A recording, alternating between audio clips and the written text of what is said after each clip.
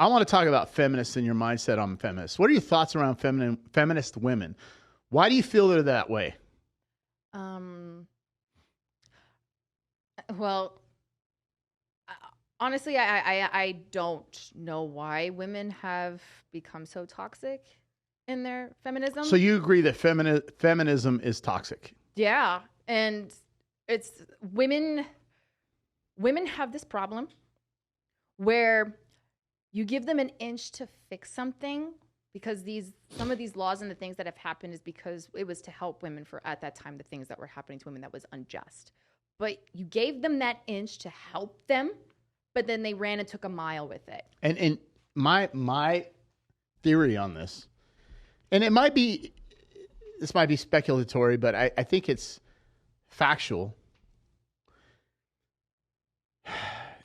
Inherently, I believe that as a woman starts taking a step up, they start losing respect for the man because it's allowed to happen, not in a controlling way. And they don't do it deliberately. They do it subconsciously. Watch this.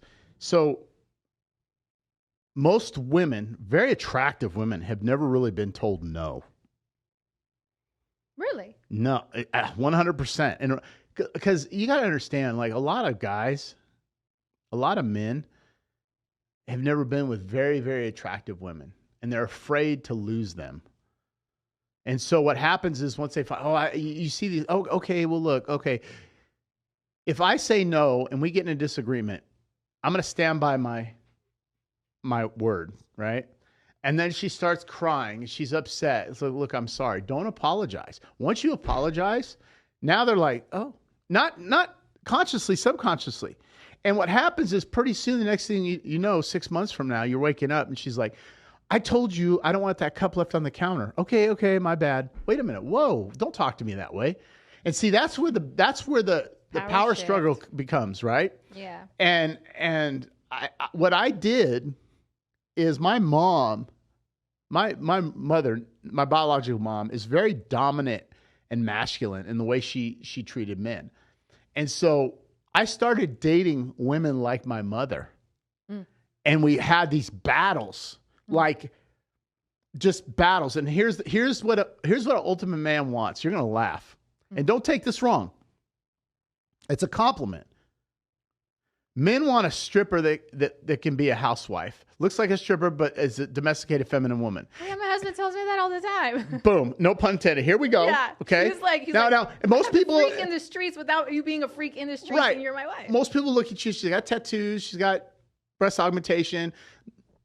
Septum, nose ring. I call it the bull ring, right? Right. Good teeth. Look at her. She's a bad girl. You look like a bad girl, sexy and hot. And Glenn, I'm not saying this. I'm not disrespecting your wife, but you're domesticated like a housewife. That's a unicorn. But that's a unicorn, meaning that's rare. Oh, okay. So here's what happens. Guys will go out, and it's like, when I was single, Davrick, you got to meet my wife's friend. She's really sweet. And the wife said, oh my God, she's got a great personality. And I'm trying to say, is she hot? But I couldn't say it to the wife. I think that too. I'm like, okay, but is she cute? And then I meet her. Probably the best wife I could find. Decent looking, but not sexy. See, not sexy and hot. Now watch this. Then I'd go meet the stripper, right? Hey, let's go to the strip club. Let's go to the gentleman's club. Dude, this girl wants to party. Like, I party with her. Freaking nightmare from hell. Like Lucifer's child.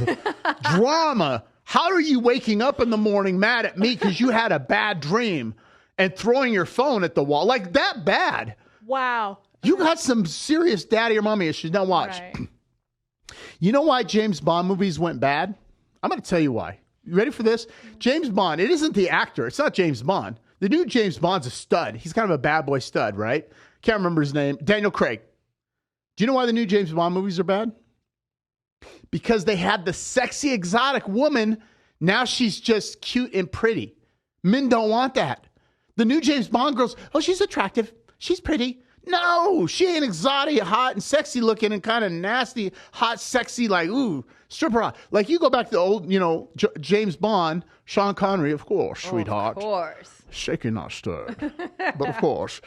The women were, even back then, they were like, dang, she's sexy, hot. And then it started progressing. And then modern feminist mindset came in. Well, we want an educated Bond girl that's very sexy, but not, and their mindset changed. And you look at like some of the Casino Royale. Oh. Remember the girl? You're like, she's like a 4, a 5? Yeah. Bond, I don't appreciate you. And she was very smart, but it's like, dude, that's not a Bond girl. That's not a Bond girl. And so my point is, for men, it's hard for men to find that. And here's my attitude. I met my girlfriend when she was younger. Plain Jane Instagram. I talk about this way too much, but guys have to understand this. Don't go to a big city to meet your girl. 9 times out of 10, you're going to fail. Go to a small market. Now, I know you were where'd you meet Glenn at? Washington State? Yeah. We're from Washington, right? Yeah. But you were out in the islands. You're an island girl, right? And it's small town out in the island. Is that fair? True. And I also grew up on a ranch, so I was very isolated growing up. Guys, this is what I'm talking about. Sea Market. Sea Market is a small town, small city. Yeah. She's from Tucson, Tucson. I call it Tucson. I'm from Tucson, right? 50% Hispanic, tumbleweeds. Yeah. There's only 2 industries there, 3, military, Lockheed Martin, and University of Arizona.